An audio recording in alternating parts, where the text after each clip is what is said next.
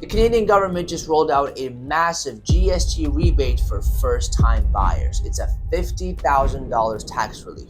At the same time, we're seeing record number of new listings across the country and especially here in the GTA.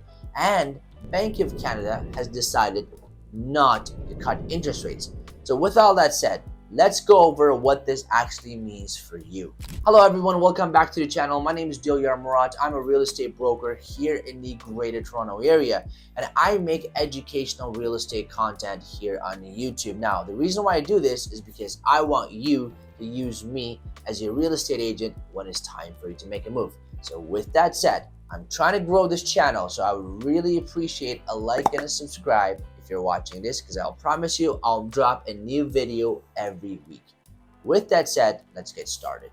So Canada just announced a new GST rebate for first-time buyers effective May 27th. This rebate is up to $50,000 for homes up to $1 million, and anything over $1 million to $1.5 is eligible for a partial rebate. You got to remember that this GST rebate is eligible for new builds only, and only if you're a first-time buyer and you're buying a home for you to live in as primary residence. And also, agreements signed before May 27th, 2025 are not eligible. So if you purchased a home, let's say last year, and it hasn't closed yet, or maybe you're trying to assign, this does not apply to you. Now look, the $50,000 rebate is pretty massive, especially for in cities like Toronto and Vancouver where house prices are already high. But in other parts of Canada, like Saskatchewan and Manitoba, for example, average prices are a lot lower. So the dollar value of that 5% GST rebate is also going to be a lot lower. Now, in my opinion, this is somewhat inflationary, right? For cities like Toronto and Vancouver, sure, there will be some people that will take advantage of this,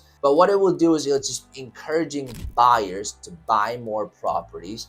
And although it seems like it may solve some issues in the short term, I think in long term, this is still inflationary, and I think house prices will go up in the long run because of this. More buyers means more demand for properties, and since this policy is effective until 2030, I can see buyers coming in the next couple of years to scoop up as many properties as they can as their first home and possibly drive the prices up. The second thing I want to talk about is interest rates and our economy.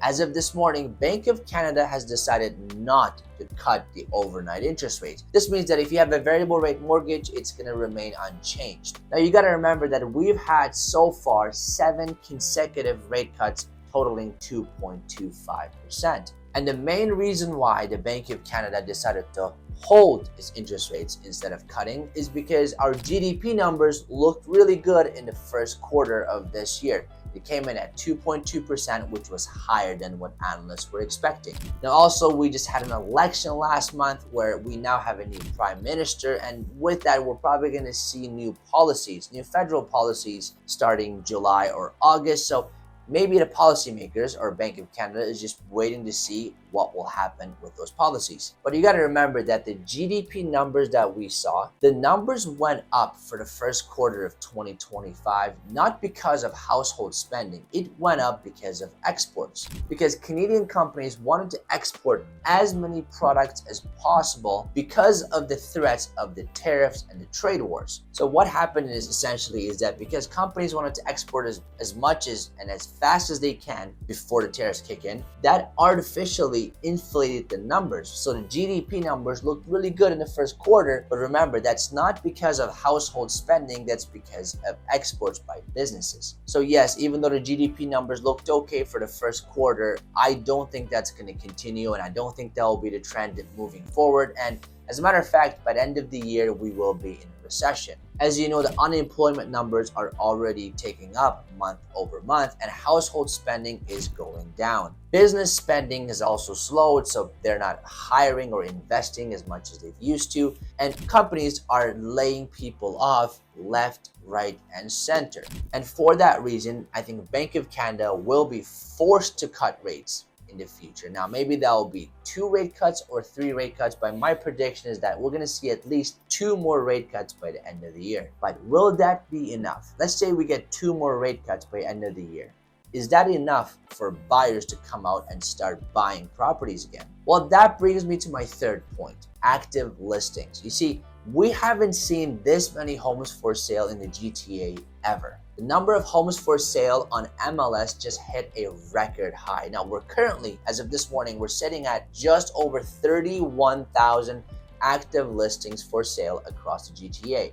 And this market as a whole is slowly shifting from a balanced market to a buyer's market. And this is a market where a lot of buyers are taking the wait and see approach, right? They're not sure where the economy is going. They're not sure what's really happening right now with interest rates and everything else. So they're just pausing their search for now, but they're closely watching the market. And I've said this before, and I will say this again. This is a market where there's just a standoff between the sellers and buyers, right? There are a lot of sellers on the market right now, but they're not necessarily dropping their prices left, right, and center. They're just kind of waiting and seeing. And even if they are dropping, they're taking more of a conservative approach as opposed to being aggressive. So what we're seeing right now is market is just freezing, buyers not buying, and sellers not budging on their price, and this is the result. But remember, a wise man once said, there is no good or bad weather, there's just a wrong clothing choice, and real estate is kind of similar. If you have any plans to purchase a home or sell your property in the near future,